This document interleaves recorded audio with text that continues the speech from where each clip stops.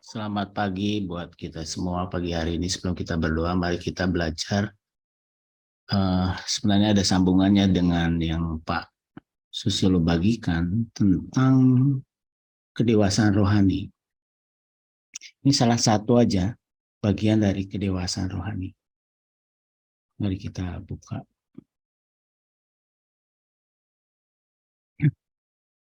Kita mau belajar tentang rendah hati. Rendah hati sesuatu yang mudah dan juga susah gitu. Karena ini menyangkut ego kita gitu ya. Sebagai pendoa, sebagai anak-anak Tuhan, ini adalah salah satu bagian daripada bagaimana orang yang dewasa rohani, pasti dia harusnya rendah hati. Mari kita coba lihat ya. Saya baca ada artikel di Kompas, dia berkata demikian yang membahas tentang rendah hati menurut orang di luar gitu. Kerendahan hati merupakan integrasi dari kesadaran diri untuk belajar dan menghargai kemampuan orang lain. Belajar dan menghargai kemampuan orang lain. Jadi di sini orang lain itu lebih ditinggikan gitu dibandingkan diri kita. Kerendahan hati adalah kesediaan seseorang untuk mengakui ya bahwa orang lain tahu lebih banyak darinya, terbuka untuk belajar, serta bersedia mencari masukan. Nah, nanti kita coba bahas dari firman Tuhan.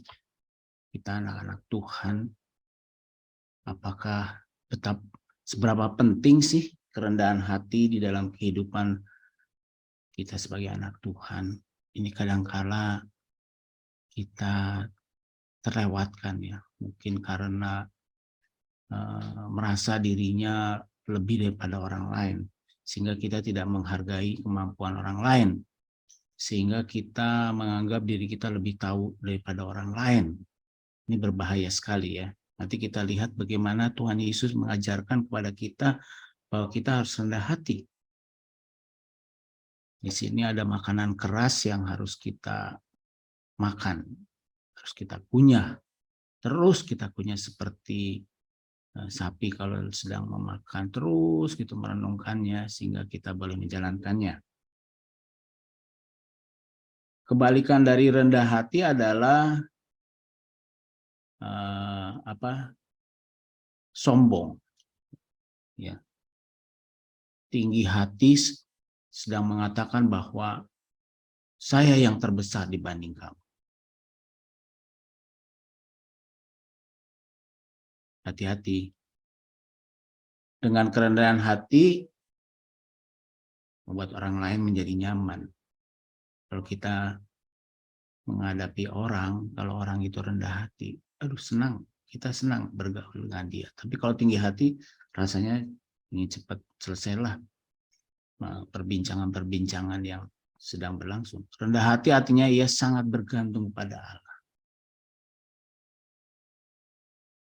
Bila menganggap dirinya yang terbesar, membuat orang lain menjadi tidak nyaman. Jadi tinggi hati membuat orang lain tidak nyaman. Ini sesuatu yang mudah dikatakan, tapi menjalankannya nggak mudah, saudara. Kita sebagai pendoa, kita belajar rendah hati. Rendah hati membuat orang lain jadi mudah berkomunikasi. Sedangkan tinggi hati merugikan orang lain. Kalau tinggi hati, banyak orang tidak mau ngobrol sama dia. Tuhan Yesus adalah contoh daripada rendah hati dan mengajarkan kepada murid-muridnya untuk rendah hati. Juga kepada kita pagi hari ini. Untuk semua pendoa rendah hati. Tuhan Yesus mengecam murid-muridnya yang menganggap dirinya tinggi hati di antara mereka. Di mana firman-Nya? Ini firman-Nya.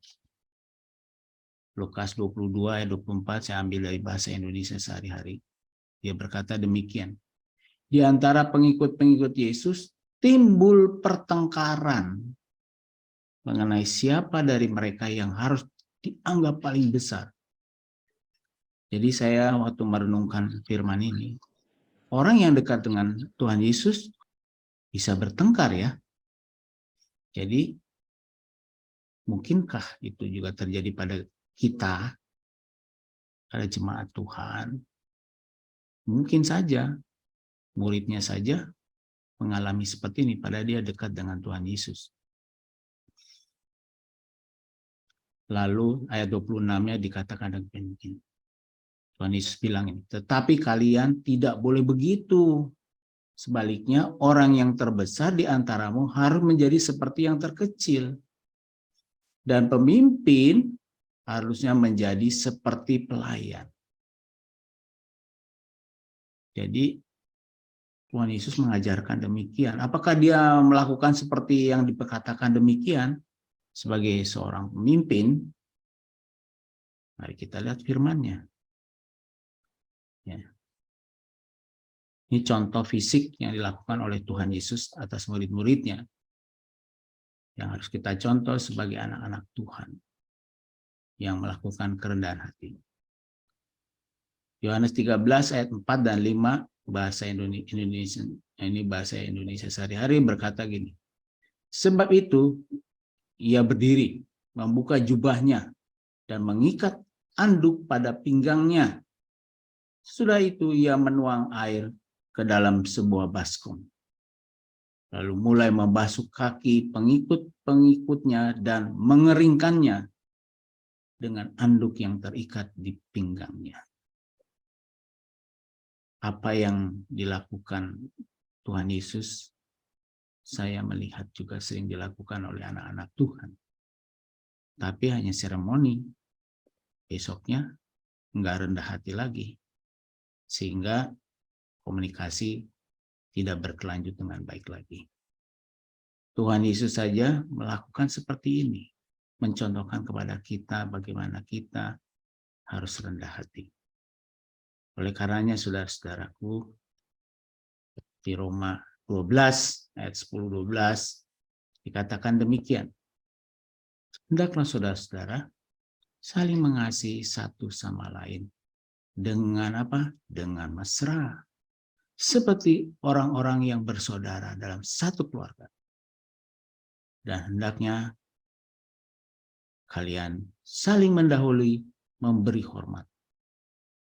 Bekerjalah dengan rajin, jangan malas. Bekerjalah untuk Tuhan dengan semangat dari Roh Allah. Hendaklah saudara berharap kepada Tuhan, dengan gembira. Sabarlah di dalam kesusahan dan tekunlah berdoa. Mari saudara, kita simak apa yang Tuhan firmankan pagi hari ini. Kita tekun berdoa dengan kerendahan hati. Orang lain kita lebih hormati. Orang lain kita layani seperti Tuhan Yesus melayani murid-muridnya. Mari kita berdoa.